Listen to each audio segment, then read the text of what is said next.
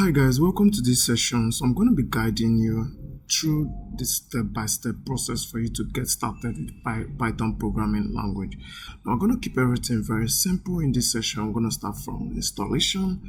Then I'll talk about a bit of what Python programming can be used for, some of the outcomes that are actually anticipated if you are a very big fan of this particular language. And essentially, there's going to be several sections of this particular course, so just pay very rapt attention, follow up and practice. Remember, it's best when you practice whatever thing that I'm going to be dropping, and also some of the codes is going to be dropped on my Git repository. I'm going to drop the link down on the description, so do well to reuse the code and probably modify and play around with it. And in my normal tradition, I'm going to support this particular session with a slide, something different from other persons who actually give tutorials on several programming languages.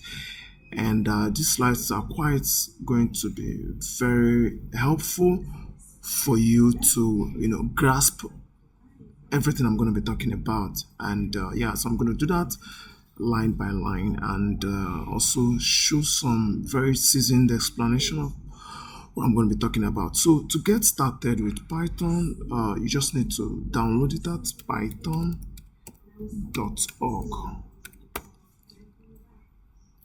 So that's the first thing. And when you come here, straight away, depending on your operating system, if you're using a Mac, or if you're using a Linux, or you're using a Windows operating system, so you need to choose the particular Python application that is compatible for your system. So currently I'm running on a Windows, so I'm going to click on download and I'm going to click on Python 3.14.0. If you're watching this video in the future, there are tendencies for you to have new updates, so I believe everything I'm going to explain here is still going to be applicable to that. So I'm just going to click on download. So we're going to let it download. So once it's done, the next thing we'll do is to install it. So just give it some seconds.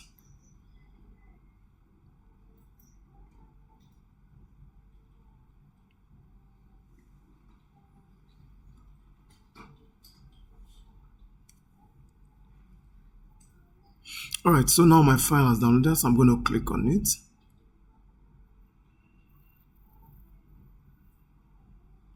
So you might need to check this add python.exe to path. So it's quite very important. So you check it and you click on install now. Alright, so right now setup is successful. So some of the things you might need to do is you just have to close it. So if you're using a Linux, there are tendencies for Python path to be installed in your system. So you just need to check it on terminal and get started. So I'm going to close this. Now remember, for you to run your Python code, you need what we call an IDE. That is more like an integrated development environment. So basically, when we are writing Python code, you must not want to run it on your terminal. You might need to still run it on a code editor that's going to help you in debugging, linting, and other things I'm going to talk about the later part of this course. So what I'm going to do to get my IDE, we have several of them. We have what we call the VS Code, Visual Studio Code, and also the PyCharm, particularly that is specific for Python. If you're writing a programming language like C or C++, we'll have the C Lion and a lot of them that is being housed by JetBrains. So if you have a VS Code IDE, it's still very fine because it's very compatible for a lot of programming languages. So, but for the sake of this tutorial, I'm going to be using the PyCharm. So to download the PyCharm, I'm going to go to www.jetbrains. So that's it. So I'm just going to click on that. So I'll check it.